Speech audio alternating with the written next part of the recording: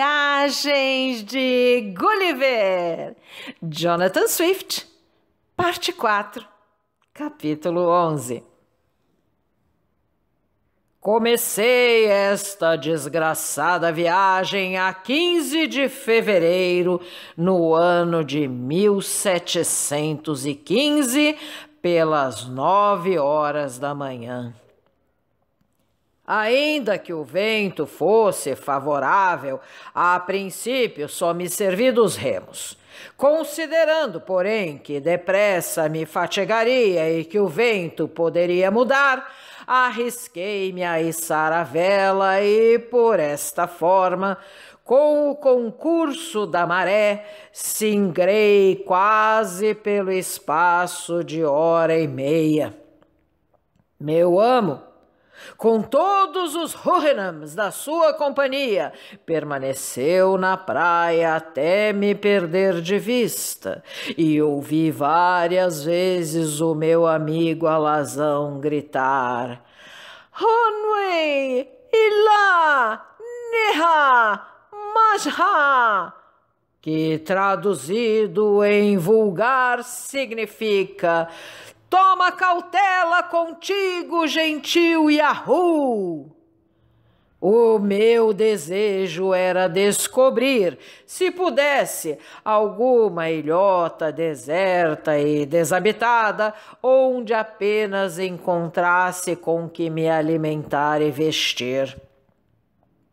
Passaria, em tal situação, uma vida 1000 vezes mais feliz do que a de um primeiro-ministro.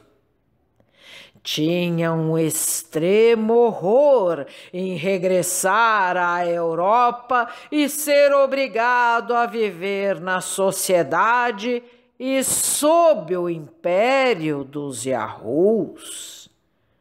Na feliz solidão que procurava, esperava passar docemente o resto dos meus dias envolvido na minha filosofia, usufruindo os meus pensamentos, não tendo outro fim além do soberano bem-estar, nem outro prazer que não fosse o testemunho da minha consciência, sem estar exposto ao contágio dos enormes vícios que os Houyhnhnms tinham feito entrever na minha detestável espécie. O leitor, de certo, se recorda de que lhe disse que a tripulação do meu navio se revoltara contra mim e me aprisionara no camarote, que permanecera nessa situação durante muitas semanas, sem saber onde conduziam o meu navio e que, em suma, me haviam desembarcado sem me dizer onde me encontrava. Entretanto, julguei que estava a 10 graus ao sul do Cabo da Boa Esperança e quase a 45 de latitude meridional. Inferi, de algumas conversas que ouvira no navio, que tinham desejo de se dirigir a Madagascar. Embora isso não fosse senão uma conjetura, não deixei de tomar a resolução de singrar para leste, esperando refrescar-me ao sudoeste da Nova Holanda e daí dirigir-me a oeste para algumas das ilhotas que ficam nas proximidades. O vento estava diretamente para oeste e pelas 6 horas da tarde calculei que andara 18 léguas para esse ponto.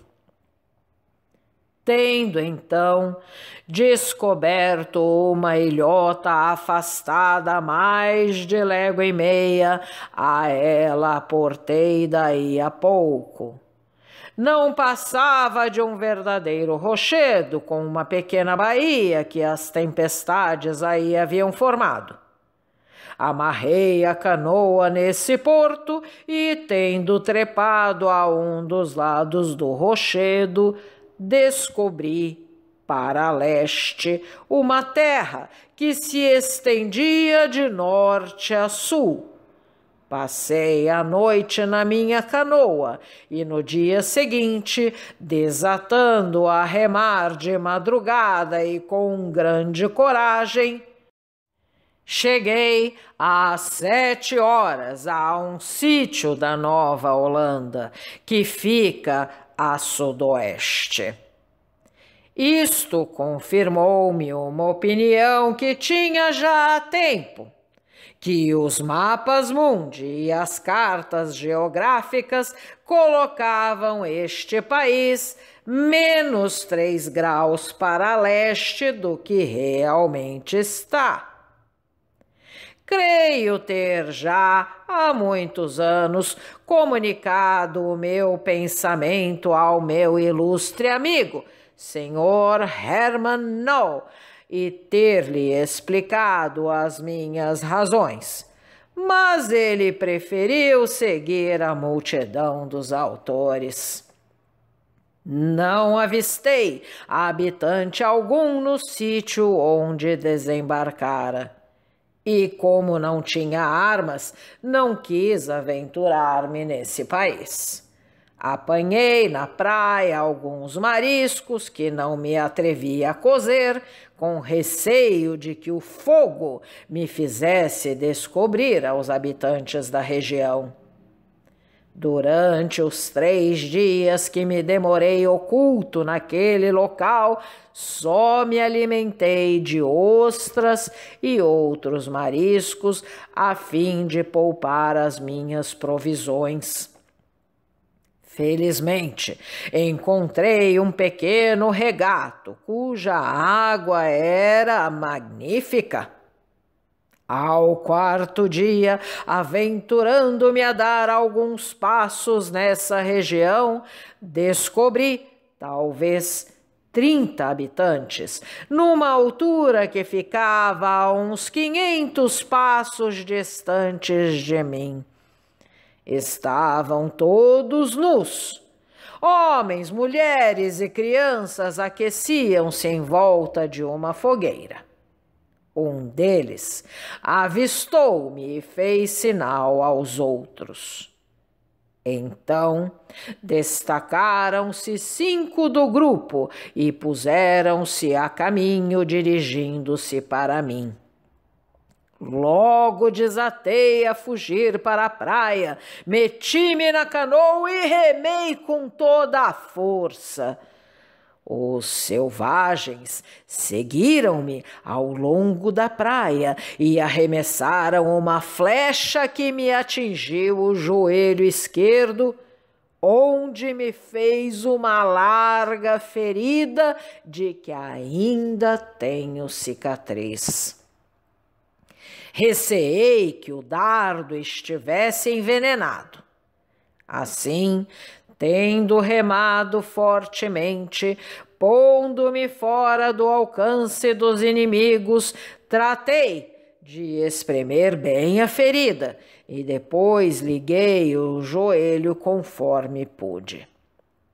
Estava seriamente embaraçado. Não me atrevia a voltar ao sítio onde fora atacado. E como era obrigado a tomar o rumo norte, tornava-se-me preciso remar sempre, porque tinha o vento de nordeste.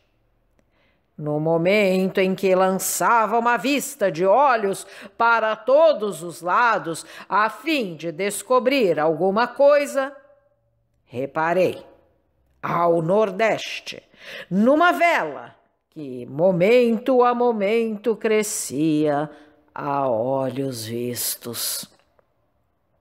Não sabia se devia ou não caminhar para ela.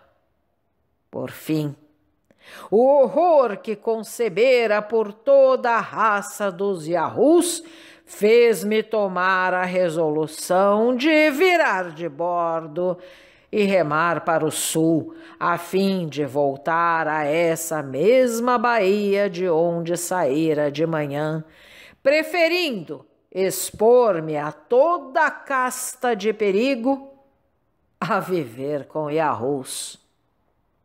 Aproximei a canoa da praia o mais que me foi possível, e, quanto a mim, ocultei-me a alguns passos, por trás de uma pequena rocha que estava perto do regato a que já me referi. O navio avançou quase meia légua pela baía e mandou o escaler com tonéis para se fornecer de água.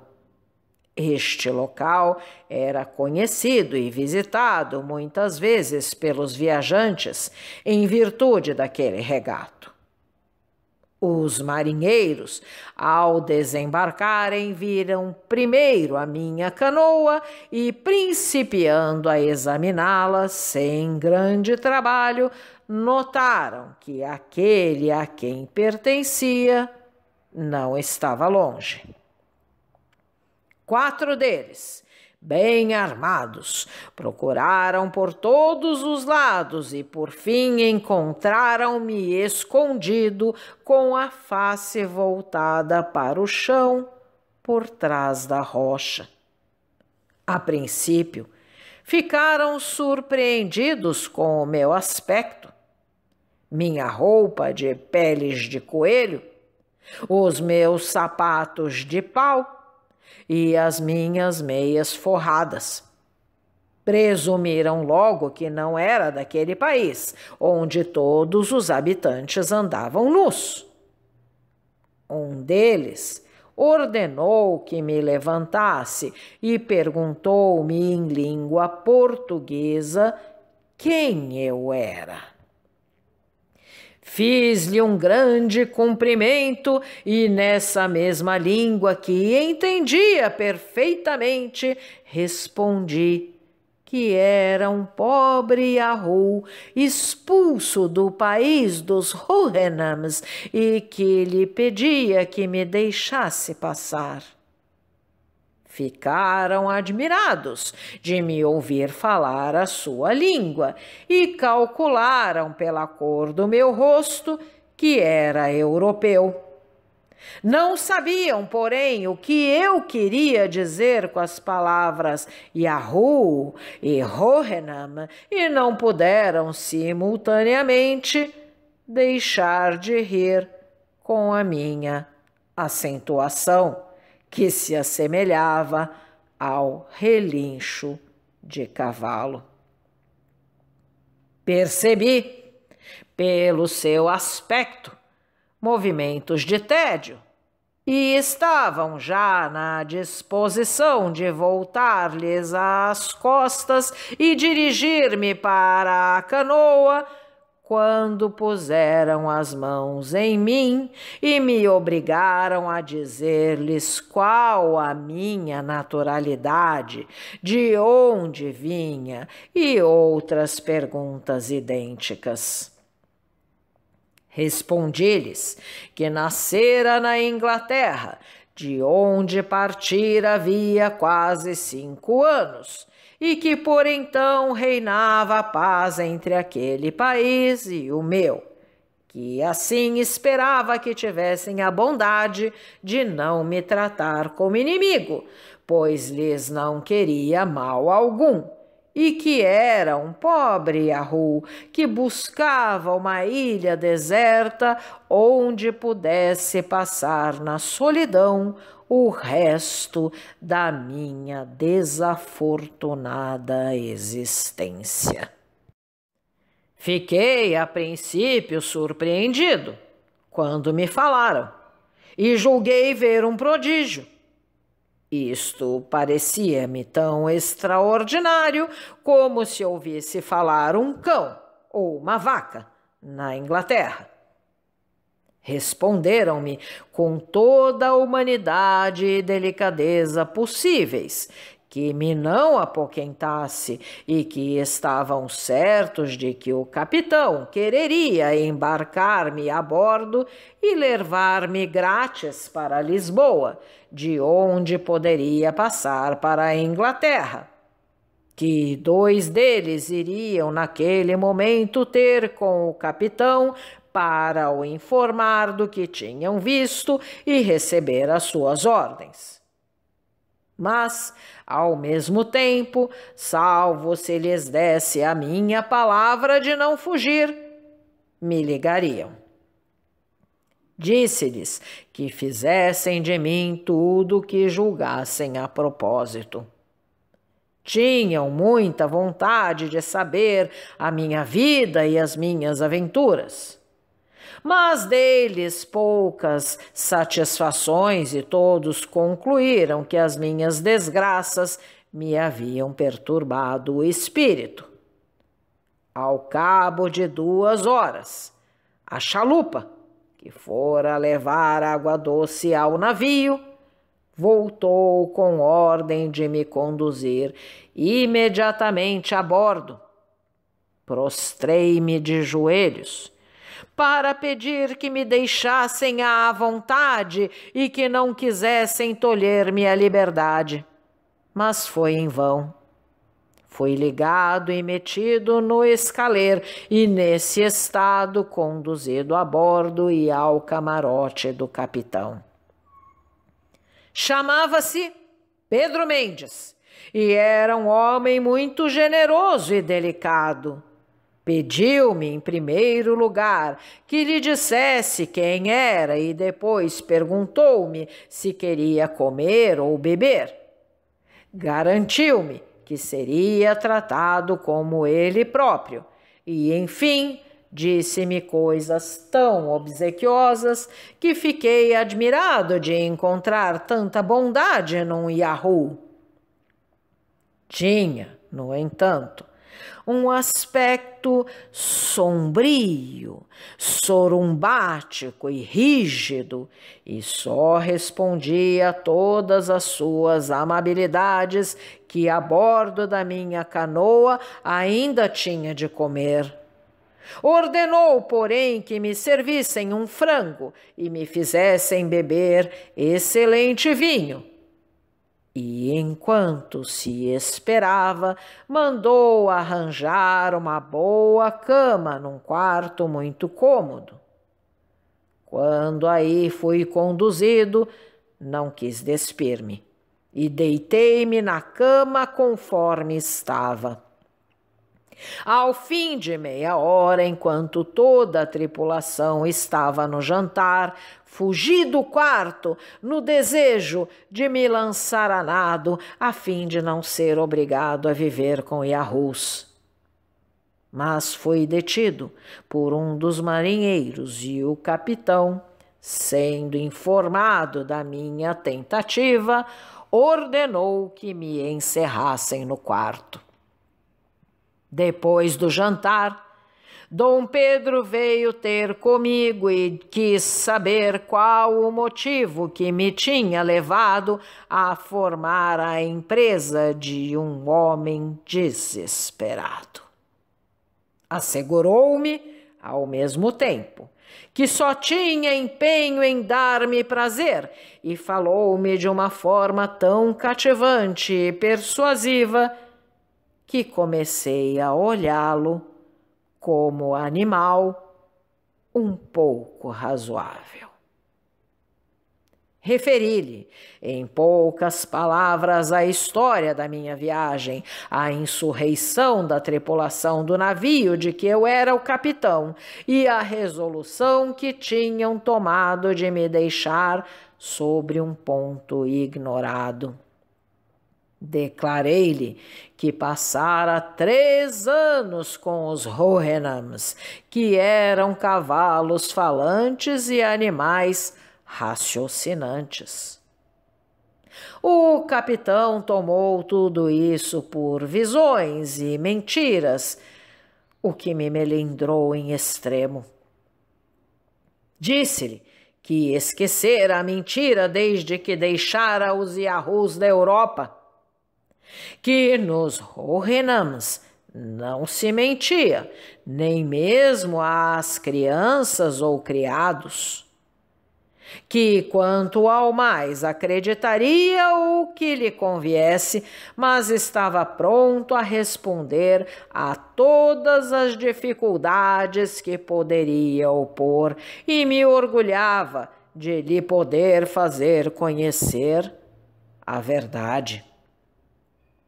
O capitão, homem sensato, depois de me haver dirigido outras perguntas e ter visto que tudo o que dizia era justo e que todas as partes da minha história se relacionavam umas com as outras, começou a formar melhor opinião da minha sinceridade, tanto mais que me confessou que havia tempo se encontrara com um marinheiro holandês que lhe disse que, com mais 5 camaradas, havia desembarcado numa certa ilha ou continente ao sul da Nova Holanda, onde tinham tomado aguada, que haviam descortinado um cavalo levando diante de si um tropel de animais perfeitamente semelhantes aos que lhe descrevera, e a que eu dava o nome de Yahus, com muitas outras particularidades, que disse ter esquecido e de que não se dera o trabalho de guardar de memória, tomando-as como mentiras. Acrescentou que, embora eu fizesse profissão de ter grande amor à verdade, quis que lhe desse a minha palavra de honra de ficar com ele durante toda a viagem, sem pensar em atentar contra a minha existência, que, em caso contrário, me encerrariam até que chegasse a Lisboa. Prometi-lhe o que exigisse de mim, mas protestei ao mesmo tempo que preferia sofrer os mais desagradáveis tratos a consentir em voltar a viver com os Yahus do meu país. Nada se passou de notável durante a nossa viagem. Para testemunhar ao capitão o quanto estava sensibilizado pelas suas bondades, conversava com ele algumas vezes por gratidão, quando me pedia instantemente que lhe falasse, e tentava então ocultar a minha misantropia e a minha aversão por todo o gênero humano. No entanto, escaparam-me por vezes alguns ditos satíricos e mordentes que escutava como gentil homem aos quais fingia não dar atenção. Passava, porém, a maior parte do tempo só e isolado no meu camarote, e não queria dar palavra a tripulante algum. Tal era o estado do meu cérebro, que a minha convivência com os Rohirrims me enchera de ideias sublimes e filosóficas.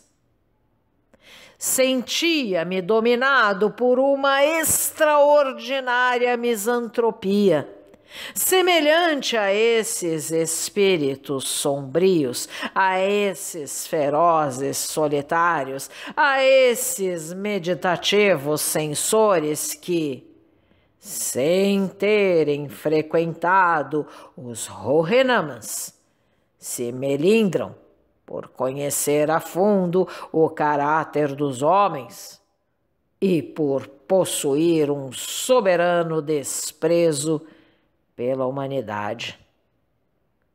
O capitão pediu-me várias vezes que me despojasse das peles de coelho e ofereceu-se para me emprestar tudo o que fosse necessário para me vestir dos pés à cabeça.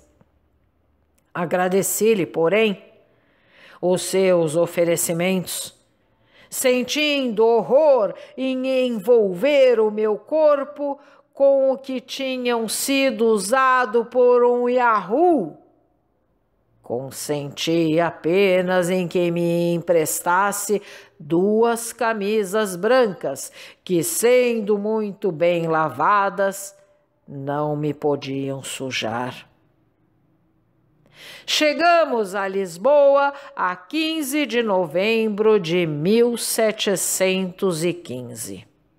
O capitão forçou-me então a vestir a sua roupa para evitar que a escumalha nos apalpasse pelas ruas.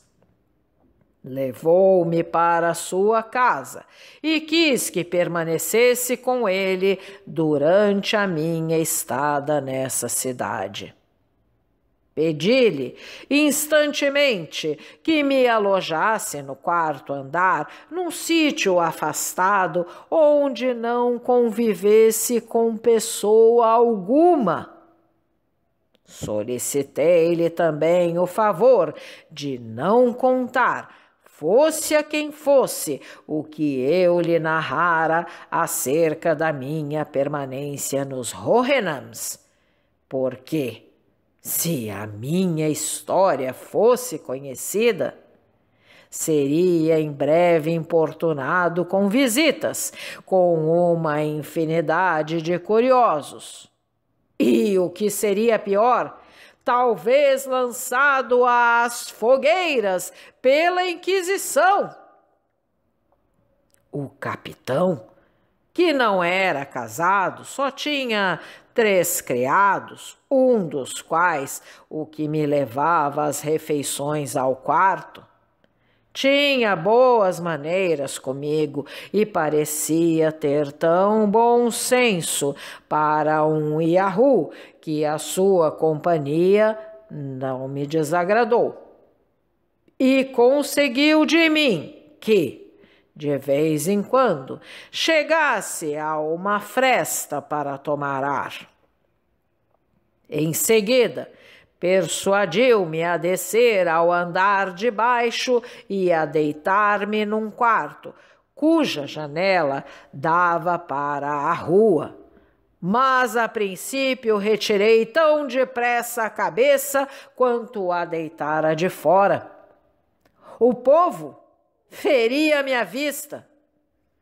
Contudo, foi-me paulatinamente habituando. 8 dias depois fez-me descer para um andar mais baixo. Por fim, triunfou tão bem da minha fraqueza que me convidou a ir sentar-me à porta para ver os que passavam e, em seguida, acompanhá-lo algumas vezes pela rua. Dom Pedro, a quem explicara a situação da minha família e dos meus negócios, disse-me um dia que era obrigado, por honra e consciência, a voltar ao meu país e ir viver em minha casa com a mulher e os filhos. Ao mesmo tempo, avisou-me de que estava no porto um navio pronto a fazer-se de vela para a Inglaterra e assegurou-me que forneceria tudo quanto eu carecesse para minha viagem. Aleguei vários motivos que me desviavam de voltar a viver no meu país e que me haviam feito tomar a resolução de buscar uma ilha deserta onde pudesse findar os meus dias. Replicou que essa ilha, que eu desejava procurar era uma quimera, e que encontraria homens em toda parte, que, pelo contrário, quando estivesse em minha casa, seria eu o dono e poderia permanecer solitário às vezes que me aprouvesse. Por fim, rendi-me. Não podendo fazer outra coisa, tinha-me então tornado um pouco menos selvagem. Deixei Lisboa em 24 de novembro e embarquei num navio mercante. Dom Pedro acompanhou-me até o porto e teve a amabilidade de me emprestar a soma de 20 libras esterlinas. Durante a viagem, não tive convivência com o capitão nem com os passageiros e pretextei uma doença para poder ficar sempre em meu camarote. A 5 de dezembro de 1715, lançamos ferros nas dunas, quase às 9 horas da manhã, e às 5 da tarde cheguei a Redriff, de boa saúde, e recolhi-me à casa. Minha mulher e toda a família, ao tornar a ver-me, testemunharam a sua surpresa e a sua alegria. Como me haviam julgado morto, entregaram-se a transportes que não posso exprimir.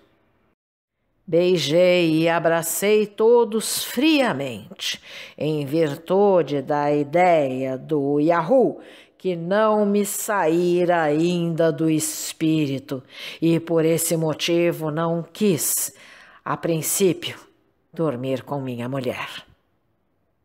O primeiro dinheiro que tive empreguei-o em comprar 2 cavalos novos, para os quais mandei construir magnífica estrebaria, que entreguei aos cuidados de um palafreneiro de primeira ordem, a quem fiz meu confidente e favorito. O cheiro de estrebaria encantava-me e passava aí 4 horas por dia a conversar com os meus cavalos, o que me fazia recordar os virtuosos Hohenheims. No momento em que escrevo esta relação, há 5 anos que estou de volta da minha última viagem e vivo retirado em casa. No primeiro ano, foi a custo que suportei a presença de minha mulher e a de meus filhos, e quase que não pude comer em companhia deles. As minhas ideias mudaram com a continuação, e hoje sou um homem comum, embora sempre um pouco misantropo.